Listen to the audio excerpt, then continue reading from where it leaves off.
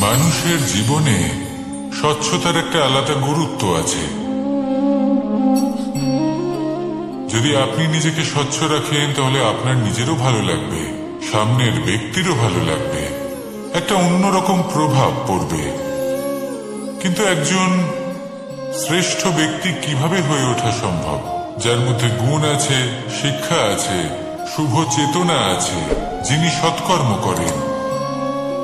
কিভাবে হব সেই ব্যক্তি যার মধ্যে জ্ঞান আছে? শুধুমাত্র স্বচ্ছ থাকলে তো তা হওয়া সম্ভব নয়। প্রথমে আপনাকে বুঝতে হবে যে মানুষের মধ্যে চারটি মূল তত্ত্ব আছে। প্রথম হলো তার শরীর, যার দ্বারা উনি যে কোনো কর্ম করে থাকেন। দ্বিতীয় তত্ত্ব হলো তার মন, যার দ্বারা কোনো কর্ম করার জন্য সে নিজেকে প্রেরণা দিতে থাকে। তৃতীয় তত্ত্ব হলো বুদ্ধি, যে কর্ম আমরা করতে চাই, যে লক্ষ্যে আমরা পৌঁছতে চাই, সেটা আমরা কিভাবে কোন পথে করব সেটা স্থির করা যায় বুদ্ধি দিয়ে। আর চতুর্থ তত্ত্ব হলো আত্মা। আত্মা হলো এমন এক তত্ত্ব যার কোনো সমাপ্তি নেই। আত্মা হলো অজয়। কিন্তু এরও শুদ্ধিকরণের প্রয়োজন হয়। এই চারটি তত্ত্বের শুদ্ধিকরণ করতে থাকুন, এদের নির্মল রাখুন, শুদ্ধ রাখুন। এবং এটা কিভাবে হবে? শুভ চেতনা দ্বারা, জ্ঞানের দ্বারা, এবং সব থেকে বেশি গুরুত্বপূর্ণ প্রেমের দ্বারা।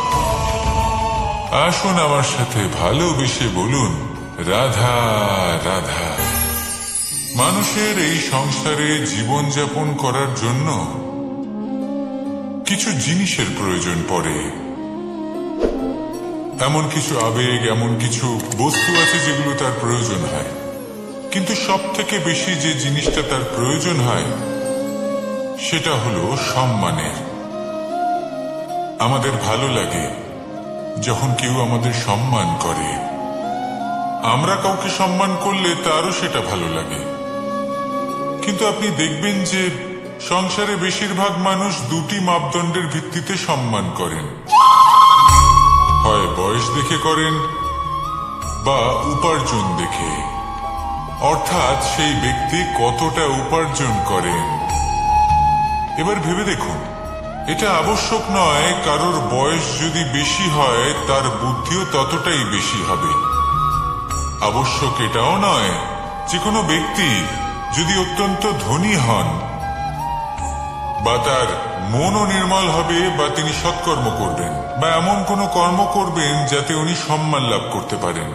হতে পারে উনি ধনী কিন্তু দুশ্চরিত্র।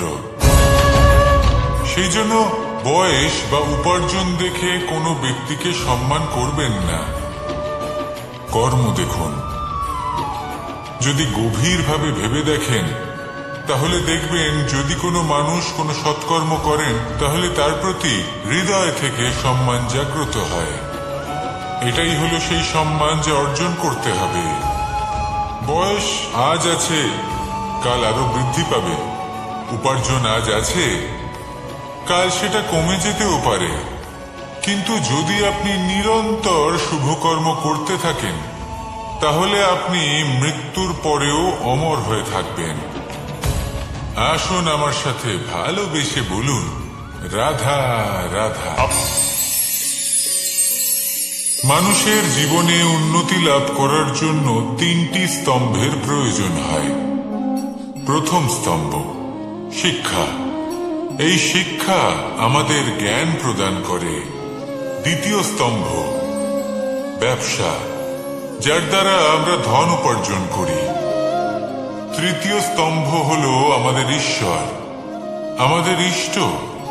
এনার সাথে যদি আমরা জুড়ে থাকতে পারি তাহলে এমন একটা মানসিক বল আপনি লাভ করবেন যেটা এই সংসারে আর কোথাও পাওয়া সম্ভব নয়।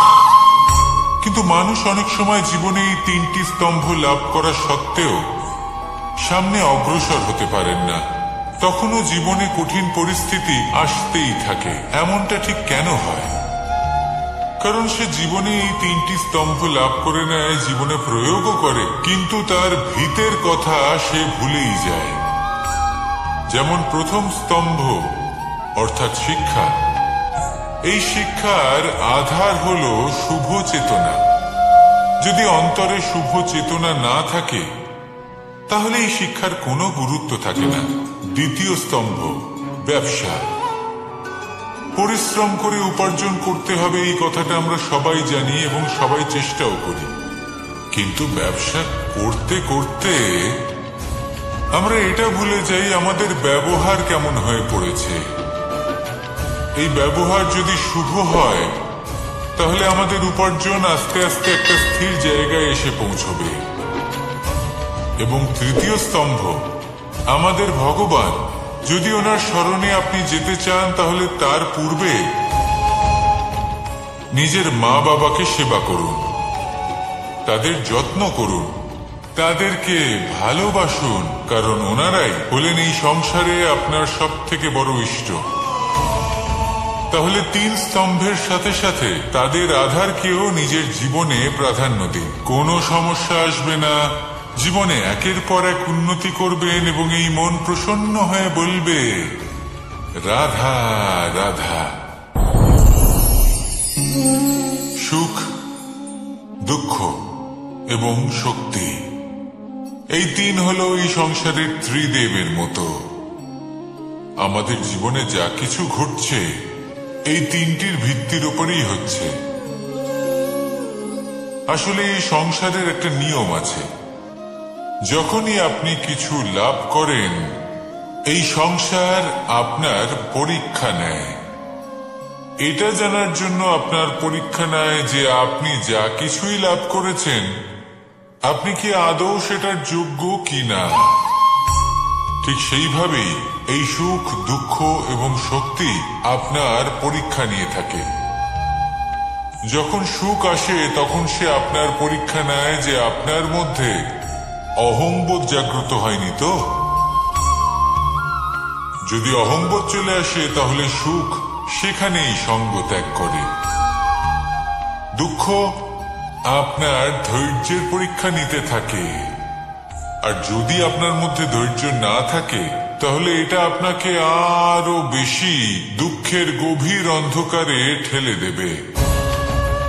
সেখানে শক্তি পরীক্ষা নেয় আপনার বিনম্রতার।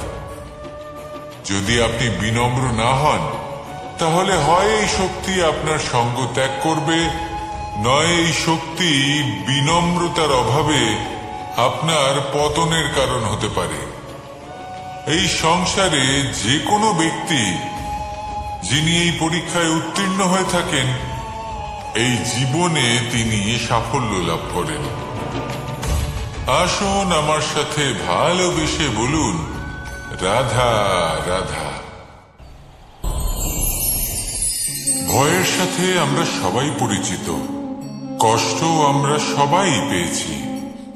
কখনো কখনো আমরা অসুস্থ হয়ে পড়ি, আর এমন সময় হলে মাতার মমতা, কখনো বাবার স্নেহ, কখনো বন্ধুদের পাশে থাকার অনুভূতি আমাদের রোগ নিরাময়ে সাহায্য করে। কখনো যদি আমরা নিরাশ হয়ে পড়ি তখন যদি আমাদের কোনো আপনজন আমাদের দুটো ভালো কথা বলে তখন আমাদের মনোবল বেড়ে যায়। ঠিক তেমন সংসারের এই রঙ্গমঞ্চে যদি আপনি পীড়িত অনুভব করেন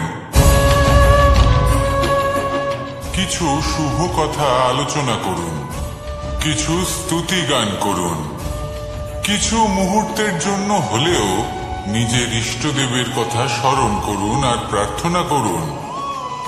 সাহস বাড়বে, শক্তিও বৃদ্ধি পাবে এবং সামনে এগিয়ে চলার পথও দেখতে পাবেন। তখন এই মন প্রসন্ন হয়ে বলবে রাধা রাধা। ঈশ্বর আপনার মঙ্গল করুন। আজকে এখানে শেষ করলাম। আপনাকে অসংখ্য ধন্যবাদ আপনার মূল্যবান সময়টুকু আমাদের দেওয়ার জন্য। আপনাদের যদি এই ভিডিওটি ভালো লেগে থাকে তাহলে আপনি আপনার বন্ধু ও আপনার পরিচিত মানুষের সাথে শেয়ার করতে পারেন। এরকম আরো ভিডিও পেতে হলে চ্যানেলটি সাবস্ক্রাইব করুন। নমস্কার, ভালো থাকবেন। জয় শ্রী কৃষ্ণ। রাধা রাধা।